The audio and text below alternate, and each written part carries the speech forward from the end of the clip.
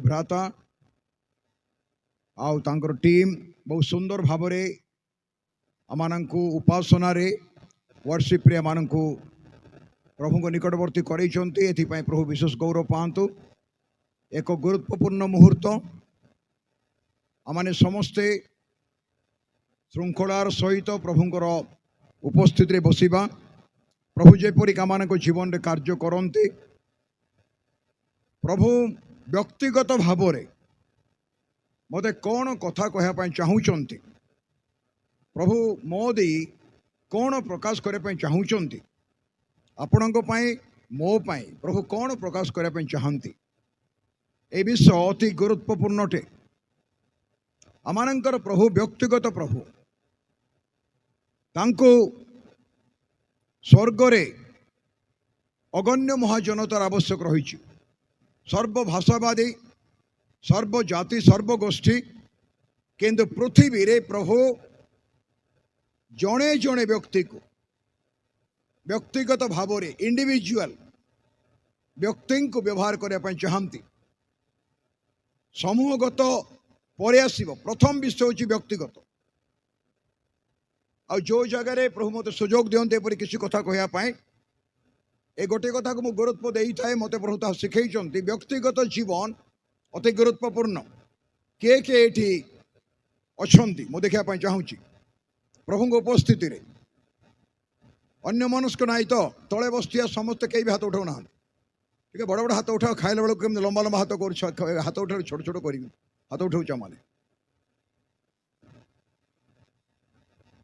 घंटे 2 घंटा 3 घंटा अतिले 3 घंटा समय आम सेवा उपासना कर बसिकी 4 घंटा से समय आम को कनसेंट्रेट करिकी अति ध्यान सहित प्रभु सम्मुख रे जदि आम बसवा प्रभु मत कौन कहना चाहूँगी ए विषय जदि मु बुझी ताहेले ताहा मोर आत्मिक जीवन निमंते कार्य साधक हो पारि।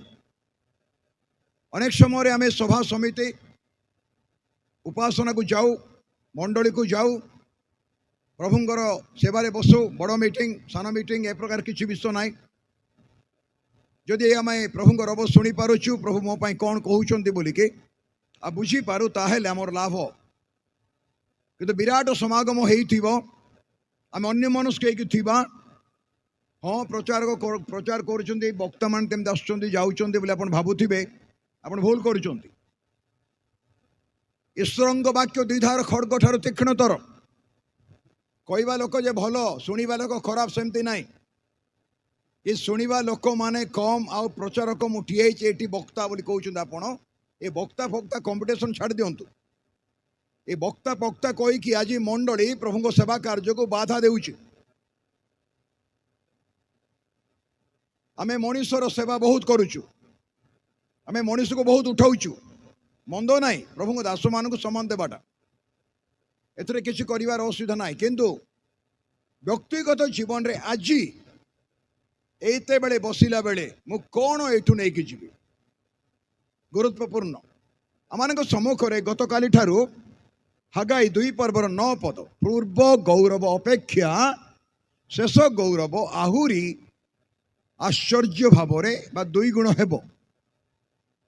जेरूसलम रो पूर्व गौरव आ शेष गौरव এই जो 2 पर्वर 9 पद लेखा जाइछि एटा जिहिजिकल भविष्य वक्तांकर विवरणी रे यीशु ख्रीष्ट जेते बेले कि 1000 वर्ष शांति राज्य करिवे सेई समय जेरूसलम रो सियोन पर्वत रे जो मंदिर स्थापन हेबो ताकू लक्ष्य रखी करा जाइछि। ता पूर्वर आउ गोटे मंदिर वर्तमान तैयार होगा प्रस्तुत चली 7 वर्ष पाई।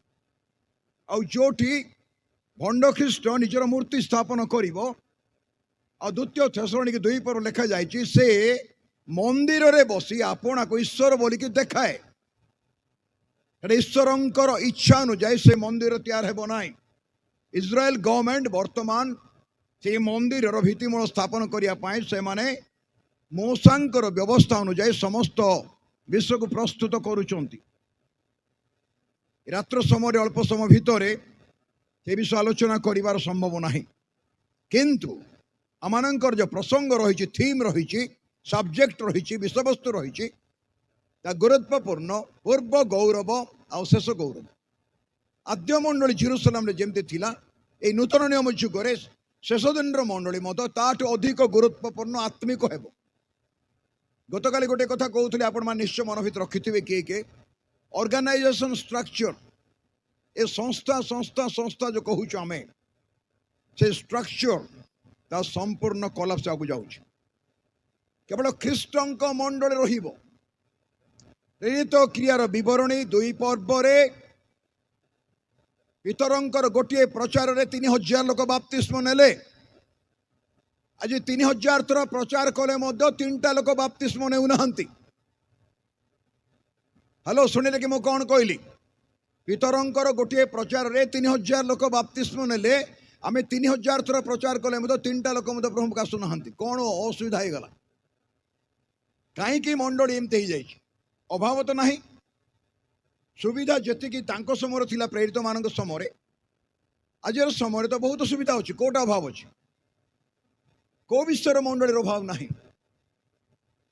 आम सदा बेले को कौन दे पारिबा गरीब लोक गरीब मंडली किसी नहीं अरे आम पितृपुरुष मानकर तो साइकेल भी नथिला से चली चली गाँव को जाऊे पालक मैंने प्रचारक मैंने चली चली जाऊे आपण मैंने तो कार आम तो कार आसु अभाव कौट रहा थिला कि mic set PA system electricity एडे बड़ बड़ स्टेज कौटी थिला कि यीशु समुद्र कूल बसिले समुद्र कूल बसिले वाक्य प्रचार कले गहली हो डंगा गोटे खोजिले डंगार बस वाक्य प्रचार कले विलिंगनेस डिजायर इच्छा प्रभुंको पाई बंचिबार लालसा व्याकुलता अभिलाष लॉन्गिंगनेस डिजायर प्रभुंकर संतान संतति तांको लोक तांको दास तांको दासी हेबा पाई जदि आमे सीरियसली पदक्षेप नेबा आगमन पूर्व प्रस्तुत हो पारिबा तेबे तांको राज्य को आमे जाई पारिबा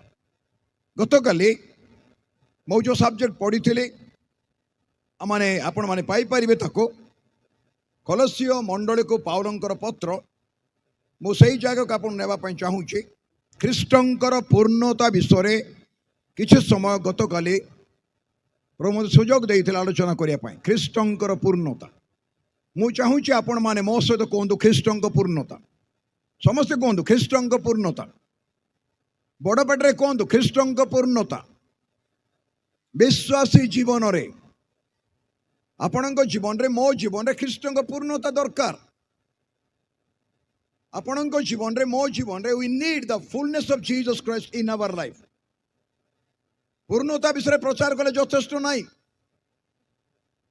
गौरव विषय प्रचार कले यथेष्ट नाई उद्दीपना विषय प्रचार कले यथेष्ट नाई मोर व्यक्तिगत जीवन रे लाइफ एप्लिकेबल ए वाक्य को मैं अप्लाई करुछि कि मो लाइफ रे इंजेक्शन नेला भला मेडिसिन खाइला भला मो देह असुस्थ हो मु पुलाए मेडिसिन पॉकेट रे धरी थी विटामिन टैबलेट मु धरी थी पॉकेट रे सब काम करुथी किंतु जदि से विषयटा को व्यवहार करी ना मु असुस्थ थिले से मेडिसिन से ट्रीटमेंट कार्य करिबो नाही आत्मिक जीवन मध्य सेमिति जो पर्यंत जड़े विश्वासी ख्रीष्टंकर संपर्क को ध्यान देकी शुण अल्प समय नेबी ख्रीष्टंक सहित संपर्क को गुरुत्वपूर्ण जड़े विश्वासी देउ नाही चाहू नाही अवहेला करुची ताले ता जीवन रे पूर्णता पाइबार आशा वृथा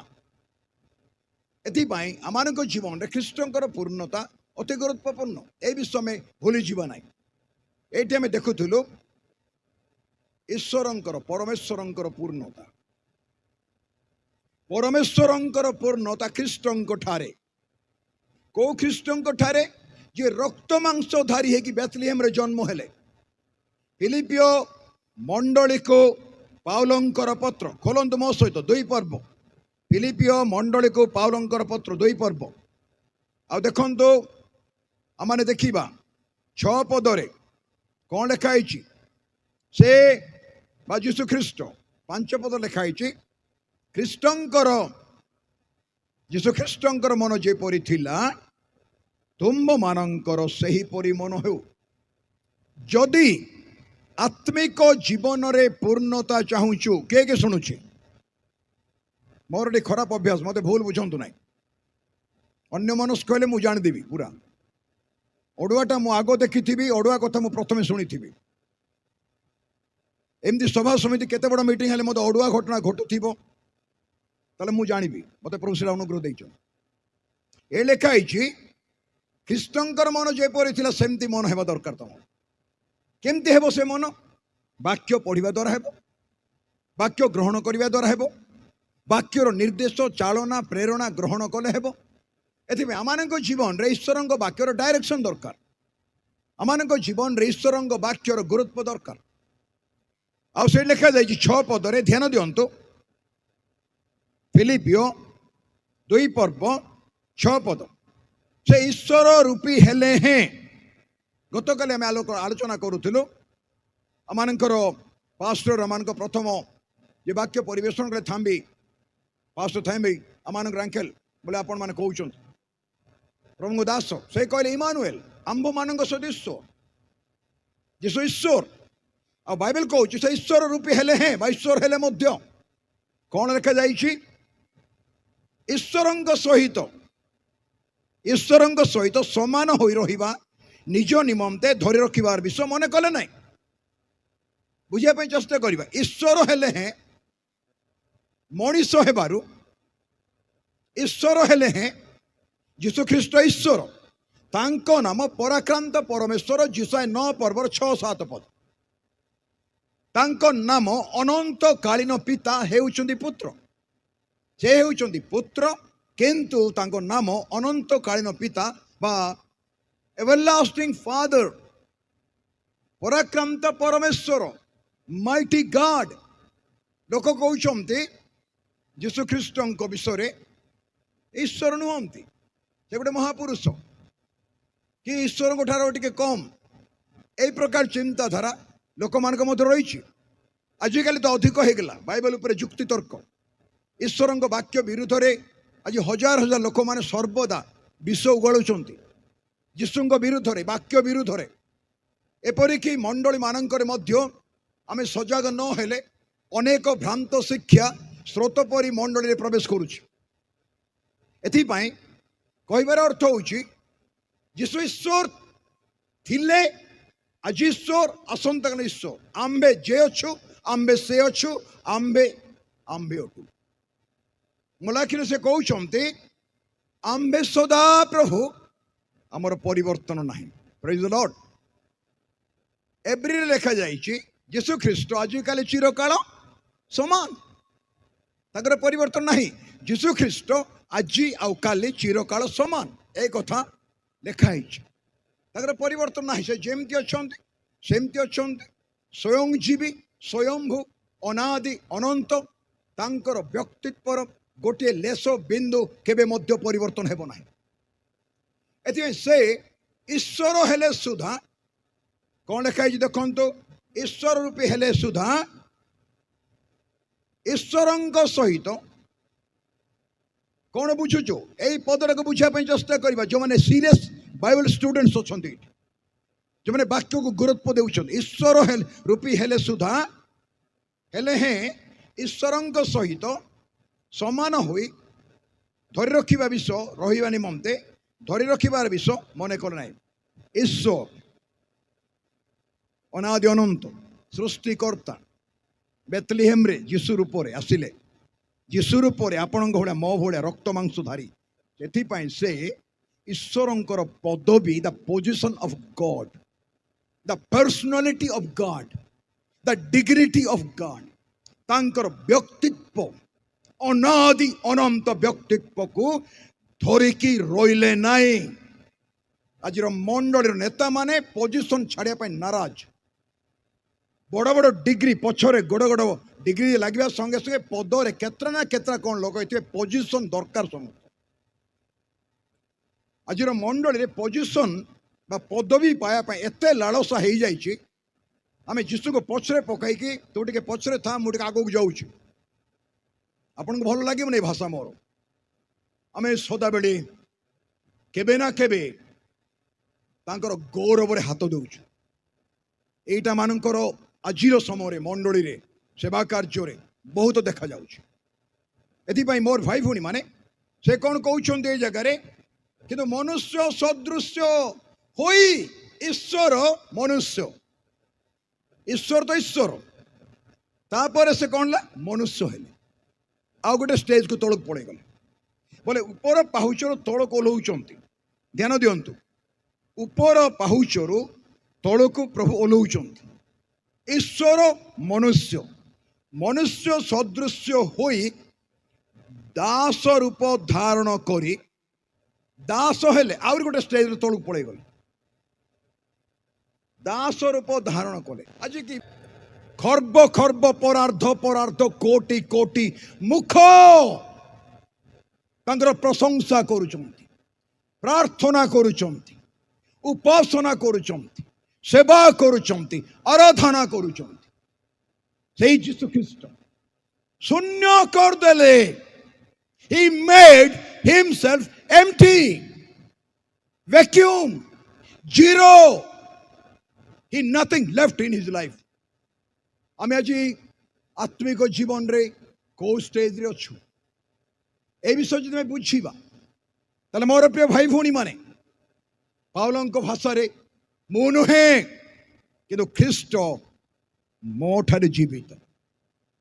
ବାପ୍ତିଜିକ ଯୋହନଙ୍କୁ ପଚାରିଲେ, ଆପଣ ନଦୀ ସେ ପାରିରେ ଯାହାଙ୍କୁ ବାପ୍ତିସ୍ମ ଦେଇଥିଲେ ସେ ମଧ୍ୟ ବାପ୍ତିସ୍ମ ଦେଉଛନ୍ତି।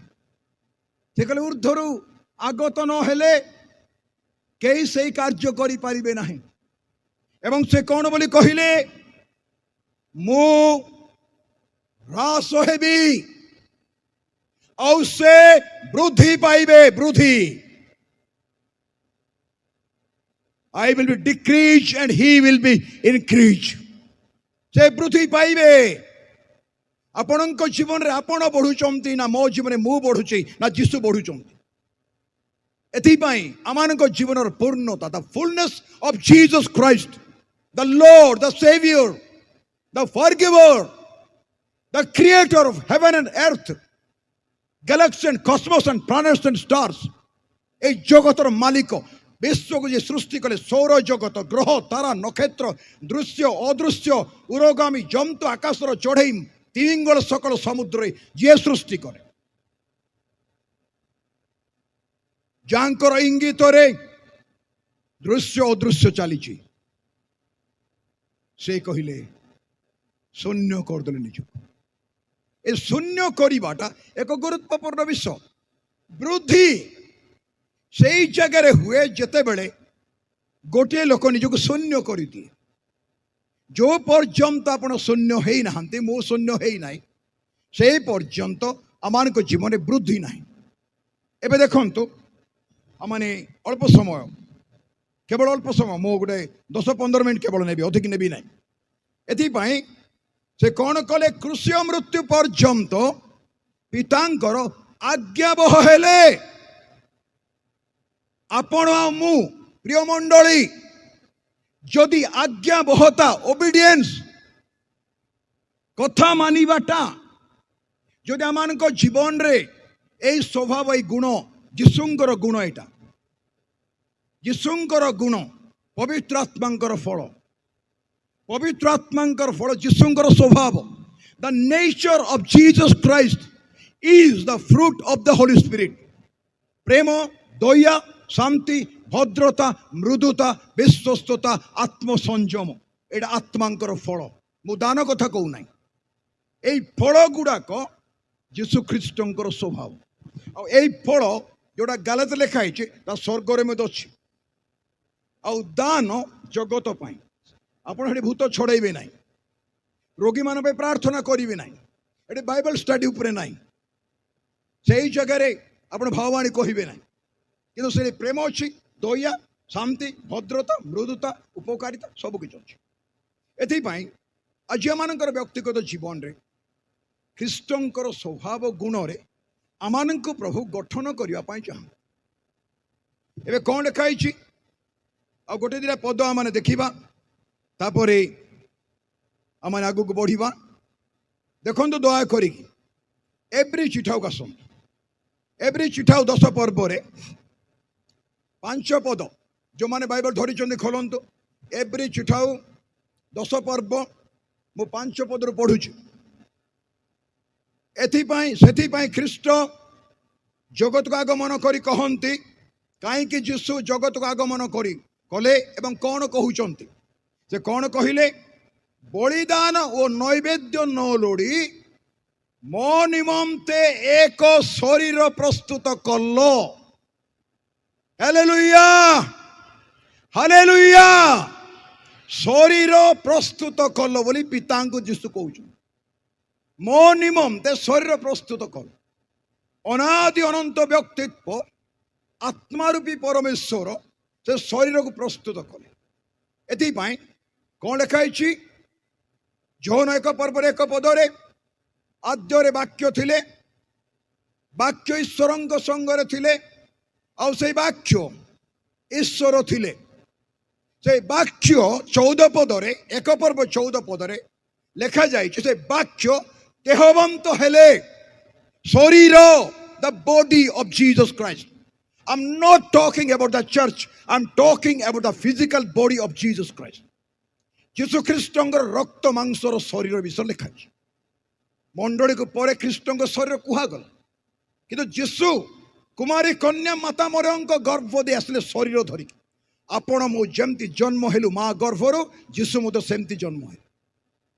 ଆମେ ଯେମିତି ବଢୁଛୁ ସେ ସେମିତି ବଢିଲେ, ଛୋଟ ଛୁଆରୁ 30 ବର୍ଷ ପର୍ଯ୍ୟନ୍ତ। ଜ୍ଞାନ, ବୁଦ୍ଧି, ଧାର୍ମିକତା, ପବିତ୍ରତା, ଶକ୍ତି, ସ୍ମରଣ ଶକ୍ତି, ଜ୍ଞାନରେ, ଅନୁଗ୍ରହରେ, ମନୁଷ୍ୟମାନଙ୍କ ଈଶ୍ୱରଙ୍କର ଅନୁଗ୍ରହ ବୃଦ୍ଧି ପାଏ। ଆଉ ସେଇଟା ଆପଣଙ୍କୁ ଦରକାର, ମୋତେ ଦରକାର। ଅନୁଗ୍ରହରେ, ଈଶ୍ୱରଙ୍କ ଅନୁଗ୍ରହ, ମନୁଷ୍ୟର ଅନୁଗ୍ରହ ବୃଦ୍ଧି ପାଇବା। ଆମମାନଙ୍କୁ ଜ୍ଞାନ ଦରକାର, ଆମମାନଙ୍କୁ ବୁଦ୍ଧି ଦରକାର, ଆମମାନଙ୍କୁ ଉନ୍ନତି ବିଷୟ ଦରକାର, ଆମକୁ ଫଳ ଦରକାର ଆମମାନଙ୍କ ଜୀବନ। ଆଉ ସେ କ'ଣ କଲେ? ବୃଦ୍ଧି ପାଇଲେ। ଲୋକେ କହୁଛନ୍ତି ଯୀଶୁ 12 ବର୍ଷ ବୟସରୁ କୁଆଡ଼େ ଗଲେ? ସେ ଆସିଥିଲେ ଜ୍ଞାନ ଶିକ୍ଷା ଦେବା ପାଇଁ, ଜ୍ଞାନ ଶିଖିବା ପାଇଁ। ଅନେକ କ୍ଲେମ୍ କରନ୍ତି ଆମ ଦେଶକୁ ଆସିଥିଲେ, ଆମ ଦେଶ ଲୋକ ବି କ୍ଲେମ୍ କରନ୍ତି ଆମ ଦେଶକୁ ଆସିଥିଲେ।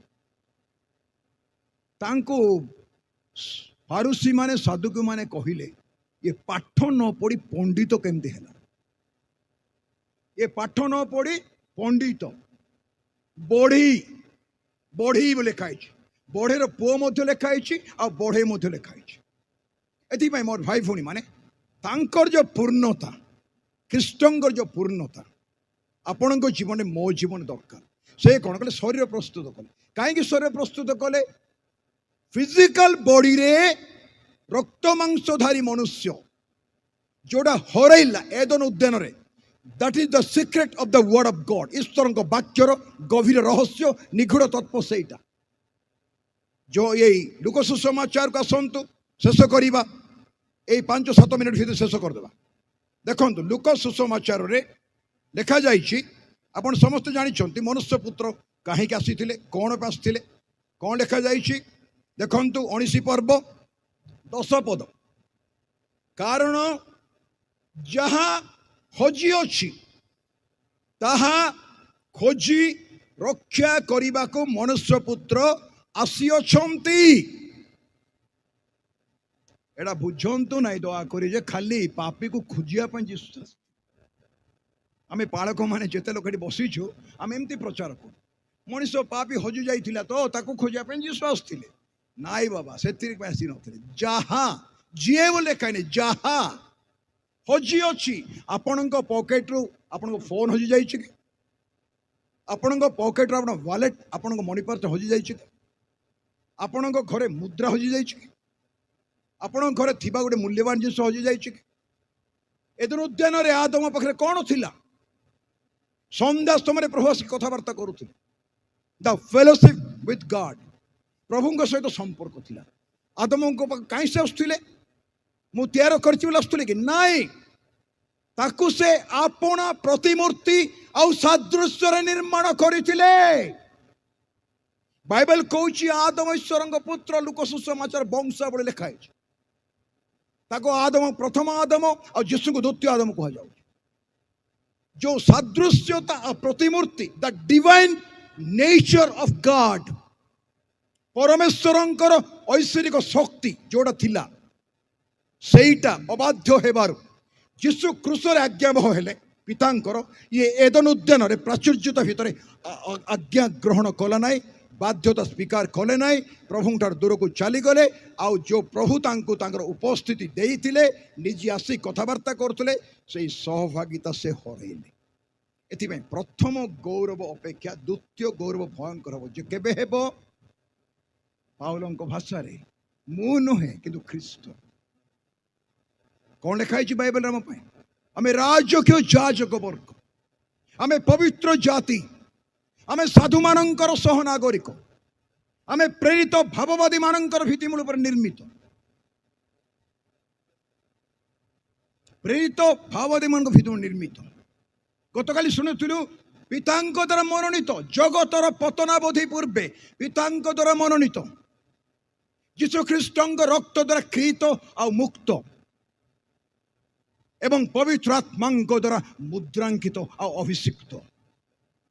এইটা বিশ্বাসের অধিকার ଆପଣଙ୍କୁ ମୋତେ ଦିଆଯାଇଛି। Let us recognise our personal life in Jesus Christ. ଯୀଶୁ ଖ୍ରୀଷ୍ଟଙ୍କଠାରେ ଆପଣ କିଏ, ମୁଁ କିଏ ଜାଣିବା ଦରକାର। ରୋମିଓ 8 ପର୍ବ ଲେଖାଯାଇଛି ଆମେ ଈଶ୍ୱରଙ୍କର ଉତ୍ତର ଅଧିକାରୀ ଆଉ ଖ୍ରୀଷ୍ଟଙ୍କ ସହିତ ସହ ଉତ୍ତର ଅଧିକାରୀ। ହାଲେଲୁୟା। ଖ୍ରୀଷ୍ଟଙ୍କ ସହିତ ମିଶିକି ପୁରା ଅଧିକାର। ସ୍ୱର୍ଗରେ ଯୀଶୁଙ୍କର ଯେତେ ଅଧିକାର, ଆପଣଙ୍କର ମୋର ମଣ୍ଡଳୀର ସେତେ ଅଧିକାର। 99% ନୁହେଁ, 100% ଅଧିକାର। ଯଦି 2ଟା ପୁଅ କି 4ଟା ପୁଅ ହେଇଥିବେ କି ଝିଅ ହେଇଥିବେ, ବାପା ସମାନ ସମ୍ପତ୍ତି ବାଣ୍ଟିଦେବେ। ଯୌନ ସୁସମାଚାର 1 ପର୍ବର 12 ପଦ ଅନୁଯାୟୀ ଯେଉଁମାନେ ତାଙ୍କୁ ଗ୍ରହଣ କଲେ, ତାଙ୍କୁ ବିଶ୍ୱାସ କଲେ, ସେମାନଙ୍କୁ ସେ ଈଶ୍ୱରଙ୍କ ସନ୍ତାନ ହେବାର ଅଧିକାର ଦେଲେ। ଅଧିକାର ସମସ୍ତେ କହିବାକୁ ଅଧିକାର କୁହନ୍ତୁ, ବଡ଼ ପାଟିର ଅଧିକାର। ଆପଣଙ୍କୁ ମୋତେ ଅଧିକାର ଦିଆଗଲା ଆବ୍ବା, ପିତା ବୋଲି ଡାକିବା ପାଇଁ।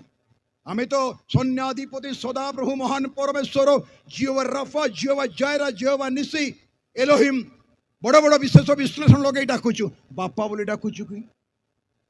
ବାପା ବୋଲି ଡାକିଲେ ଆପଣ ଆଉ ମୁଁ କୋଳରେ ବସିପାରିବା, ପାଖକୁ ଯାଇପାରିବା। ଈଶ୍ୱର ବୋଇଲେ 10 ଫୁଟ ଦୂରରେ ଠିଆ ହେଇକି ଦଣ୍ଡବତ କରିବାକୁ ପଡ଼ିବ।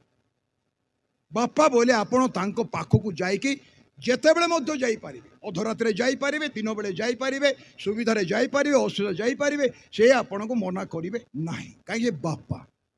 ଏଥିପାଇଁ ଯଦି ସେ ପୁତ୍ର, ଆମେ ତାଙ୍କୁ ବିଶ୍ୱାସ କରି ପୁତ୍ର, ତାହେଲେ ତାଙ୍କର ଯେତେ ଅଧିକାର ଆମର ସେତେ ଅଧିକାର। ଶେଷ ପଦ ପ୍ରେରିତ କ୍ରିୟାର ବିବରଣୀ 3 ପର୍ବର 21 ପଦ ଆଣ୍ଡରଲାଇନ୍ କରନ୍ତୁ ଆପଣଙ୍କ ବାଇବେଲରେ। ଆମମାନେ এই পদ পড়িলা পরে ଆମମାନଙ୍କର ବର୍ତ୍ତମାନ ସନ୍ଧ୍ୟା ସମୟ ଉପାସନା ଏ ବାକ୍ୟ ଏଠି ସାଙ୍ଗ କରିବା। କ'ଣ ଲେଖା ହେଇଛି? ସମସ୍ତ ବିଷୟ ପୁନଃସ୍ଥାପନର ଯେଉଁ ସମୟର କଥା ଅତି ପ୍ରାଚୀନ କାଳରୁ ଈଶ୍ୱର ଆପଣା ପବିତ୍ର ଭାବାଦୀମାନଙ୍କ ମୁଖ ଦ୍ୱାରା କହିଅଛନ୍ତି, ସେ ସମୟ ଉପସ୍ଥିତ ନ ହେବା ପର୍ଯ୍ୟନ୍ତ ତାହାଙ୍କୁ ନିଶ୍ଚୟ ସ୍ୱର୍ଗରେ ଗୃହୀତ ହେବାକୁ ହେବ। କାହିଁକି ଆଜି ପର୍ଯ୍ୟନ୍ତ ଯୀଶୁଙ୍କର ଆଗମନ ହେଇନାହିଁ? Why? What is the reason? ଆମେ ଜାଣୁଛୁ ତାଙ୍କର ଆଗମନ ହେବ। ସେ ଆସିବେ ମଣ୍ଡଳୀକୁ ନେବା ପାଇଁ। ପ୍ରଥମ ଥେସଲୋନିକେ 4 ପର୍ବ ଅନୁଯାୟୀ ଖ୍ରୀଷ୍ଟଙ୍କ ଠାରେ ଥାଇ ଯେଉଁମାନେ ମରିଛନ୍ତି ସେମାନେ ପ୍ରଥମେ ଉଠିବେ। ଯେଉଁମାନେ ଖ୍ରୀଷ୍ଟଙ୍କ ଠାରେ ଥିବେ ସେମାନେ ରୂପାନ୍ତରିତ ହେବେ। ଚକ୍ଷୁର ପଲକରେ 1 ନିମିଷରେ ଆମେ ମଧ୍ୟାକାଶକୁ ଶୂନ୍ୟମଣ୍ଡଳକୁ ନୀତ ହେବା। କିନ୍ତୁ କେମିତି ନୀତ ହେବା? ସେ ନିଜକୁ ନିଜ ଶରୀରକୁ ପ୍ରସ୍ତୁତ କଲେ, ଏକ ଶରୀର ପ୍ରସ୍ତୁତ କଲେ। ସେଇ ଶରୀର ଦ୍ୱାରା କ୍ରୁଶରେ ବଳିଦାନ କରାଗଲା। ସେଇ ଶରୀରକୁ ବିଶ୍ୱାସ କରିବା ଦ୍ୱାରା, ତାଙ୍କର ବଳିଦାନକୁ ବିଶ୍ୱାସ କରିବା ଦ୍ୱାରା ଆପଣଙ୍କୁ ମୋତେ ଅଧିକାର ଦିଆଗଲା। କ'ଣ ଅଧିକାର ଦିଆଗଲା? ଈଶ୍ୱରଙ୍କ ସନ୍ତାନ ହେବାର ଅଧିକାର ଦିଆଗଲା। 5ଟି ବିଷୟ ପାଇଁ ଯୀଶୁ କ୍ରୁଶରେ ମଲେ। ପାପ ନିମନ୍ତେ ସମ୍ପୂର୍ଣ୍ଣ ବଳିଦାନ ହେଇଗଲା ଆଉ ସରିଗଲା। ଏକାଥରକେ ବୋଲି ବାଇବେଲ ଲେଖା ହେଇଛି। ସେ ତାଙ୍କର ଶରୀରକୁ ଏକାଥରକେ ପାପ ନିମନ୍ତେ ବଳିଦାନ କଲେ। ନମ୍ବର 2, ସେ ନରକର ଦଣ୍ଡ ଆପଣ ଉପରେ ନେବା ପାଇଁ ପାତାଳ କୁଣ୍ଡକୁ ଚାଲିଗଲେ। ଆପଣଙ୍କ ଉପରେ ମୋ ଉପରେ ନରକର ଦଣ୍ଡ ନାହିଁ। ନମ୍ବର 3, ସେ ମୃତ୍ୟୁକୁ ପରାଜୟ କରି ମୃତ୍ୟୁଞ୍ଜୟ ଖ୍ରୀଷ୍ଟ ହେଇକି ଉଠିଲେ। ମୃତ୍ୟୁର ଅଧିକାର ଆପଣଙ୍କର ନାହିଁ। ମୃତ୍ୟୁ ମନୁଷ୍ୟର ଶେଷ ଶତ୍ରୁ, last enemy of human being, the death, ସେଇଟା ଶେଷ ଶତ୍ରୁ। ନମ୍ବର 4, ସବୁଠୁ ବଡ଼ ଭିକ୍ଟ୍ରି, ସବୁଠୁ ବଡ଼ ବିଜୟ କ'ଣ ଜାଣିଛନ୍ତି କି? ଶୟତାନକୁ କାଲବରୀ କ୍ରୁଶରେ ସମ୍ପୂର୍ଣ୍ଣ ପରାଜୟ କରିଦେଲେ। ଯେତିକି ତାକତ ଅଛି, ସାପ ମରିକି ଲାଙ୍ଗୁଳରେ ଥିଲା ଭଳିଆ ଟିକେ ତାକତ ଅଛି। ଆଉ ଏ ରାତ୍ର ସମୟରେ ମୁଁ ଡିକ୍ଲେୟାର କରିବା ପାଇଁ ଚାହୁଁଛି ଗୋଟେ ବିଷୟ, ଶୟତାନ ଓଭର ଟାଇମ୍ କରୁଛି, ମଣ୍ଡଳୀ ଶୋଇ ପଡ଼ିଛି। ହ୍ୟାଲୋ ମଣ୍ଡଳୀ ଶୁଣୁଛନ୍ତି ତ? ଓଭର ଟାଇମ୍ ଡ୍ୟୁଟି କରୁଛି। ଆଉ ପାଗଳ ହେଇଗଲାଣି ଶୟତାନ। ତାକୁ କୁହନ୍ତୁ ପ୍ରକାଶିତ ବାକ୍ୟ ପଢ଼ିବା ପାଇଁ 19 ପର୍ବରୁ ପଛକୁ କ'ଣ ହେବ, ଅଗ୍ନିମୟ ହ୍ରଦ କଥାଟାକୁ ମନେ ପକାଇ ଦିଅନ୍ତୁ। ଶୟତାନ ଉପରେ ପ୍ରଭୁ ସମ୍ପୂର୍ଣ୍ଣ ବିଜୟ କରିଛନ୍ତି। ହାଲେଲୁୟା। ଏ ଗଧ ଉପରେ ବସିକି ଜେରୁସାଲେମରେ ପ୍ରବେଶ କରିବାଟା ବିଜୟ ଯାତ୍ରା ନୁହେଁ। କୋଉଠି ମଧ୍ୟ ବାଇବେଲ ଲେଖା ହେଇନି ଗଧ ଉପରେ ବସି ଯୀଶୁ ଯିବାଟା ବିଜୟ ଯାତ୍ରା ବୋଲି। ଖଜୁରୀ ଭାଙ୍ଗା ପର୍ବ କହୁଛୁ ଠିକ କଥା। ଆମେ ଥିଓଲୋଜିଆନ ମାନେ, ଯେଉଁମାନେ କି ବାଇବେଲ ସ୍କଲାର୍ସ ମାନେ, ତାକୁ ବିଜୟ ଯାତ୍ରା କହୁଛନ୍ତି। ଯେଉଁମାନେ ହୋସନା କହୁଥିଲେ ସେମାନେ କହିଲେ କ୍ରୁଶରେ ଚଢ଼ାଅ।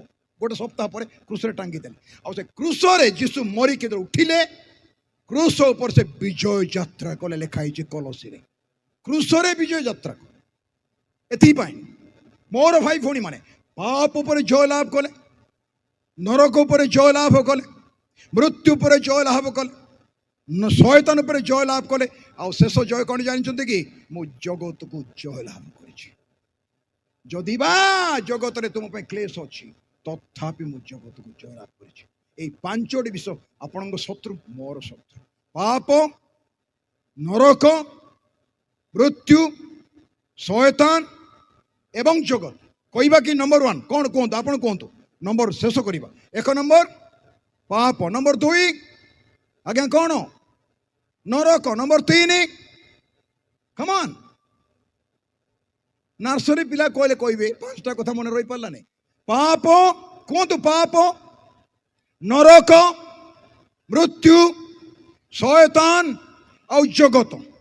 এই 5ଟା ଶତ୍ରୁ ଆପଣଙ୍କର ମୋର ଯୀଶୁଙ୍କୁ କ୍ରୁଶରେ ଟାଙ୍ଗି ଦେଲା। ସେ ଶରୀର ପ୍ରସ୍ତୁତ କରାଗଲା, ଦେହବନ୍ତ ଏକ ଆସିଲେ, କ୍ରୁଶରେ ଟଙ୍ଗା ଗଲା। ତାଙ୍କର ସେଇ ବଳିଦାନକୁ ଆପଣ ମୁଁ ବିଶ୍ୱାସ କରିବା ଦ୍ୱାରା ଈଶ୍ୱରଙ୍କର ସନ୍ତାନ ହେବାର ଅଧିକାର ପାଇଲୁ। ଆଉ ତାଙ୍କ ଶରୀର ମଣ୍ଡଳୀ ଶରୀରରେ ଆମେ ବର୍ତ୍ତମାନ ତାଙ୍କର ଅଂଶୀ ହେଇଛୁ। ଏଥିପାଇଁ ସବୁ ଭୁଲି ଯାଆନ୍ତୁ, এই 5ଟା କଥାକୁ ମନେ ରଖନ୍ତୁ ଯେ ଆପଣଙ୍କ ଉପରେ ପାପର ଅଧିକାର ନାହିଁ, ଶୟତାନର ଅଧିକାର ନାହିଁ, ମୃତ୍ୟୁର ଅଧିକାର ନାହିଁ, ନରକର ଅଧିକାର ନାହିଁ, ଜଗତର ଅଧିକାର ନାହିଁ, ମୋ ଉପରେ ନାହିଁ, କି ଆପଣଙ୍କ ଉପରେ କାହାର ଅଧିକାର ନାହିଁ, କେବଳ ଯୀଶୁଙ୍କର ଅଧିକାର ଅଛି। ପ୍ରେଜ୍ ଦ ଲର୍ଡ, ହାଲେଲୁୟା। ଏଥିପାଇଁ ଆପଣଙ୍କ ଜୀବନରେ, ମୋ ଜୀବନରେ ଯାହା ହଜି ଅଛି ପୂର୍ବ ଗୌରବ, ପାପ କରିବା ପୂର୍ବରୁ ଆଦମର ଯେଉଁ ଗୌରବ ଥିଲା, ସେହି ଗୌରବକୁ ଆଉ ଥରେ ପ୍ରଭୁ ଫେରାଇବା ପାଇଁ କାଲବରୀ କ୍ରୁଶରେ ପ୍ରାଣ ଦେଇକି, ରକ୍ତ ଦେଇକି, ଜୀବନ ଦେଇକି ଆପଣଙ୍କୁ ମୋତେ ମୁକ୍ତ କଲେ। ଆମେ ମନୋନୀତ, ଆମେ ରକ୍ତରେ ମୃତ, ଆଉ ପବିତ୍ର ଆତ୍ମାଙ୍କ ଦ୍ୱାରା ମୁଦ୍ରାଙ୍କିତ। ଆମେ ତାଙ୍କର ସନ୍ତାନ ସନ୍ତତି। ଆଉ ସମସ୍ତ ବିଷୟର ପୁନଃ ସ୍ଥାପନ ହେବ ଯୀଶୁଙ୍କ ଆଗମନ ପୂର୍ବରୁ। ଆଉ ଥରେ ସେ ଗୌରବ ଫେରି ଆସିବ ଯଦି ଆମେ ନମ୍ରତାର ସହିତ ନିଜକୁ ସମର୍ପଣ କରିବା। ପ୍ରଭୁ ଆପଣଙ୍କ ଆଶୀର୍ବାଦ କରୁ। Thank you.